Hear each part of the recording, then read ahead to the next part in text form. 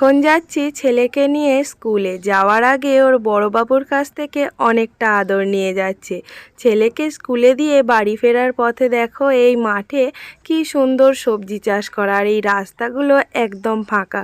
এরকম ফাঁকা জায়গা আমার বেশ ভালো লাগে।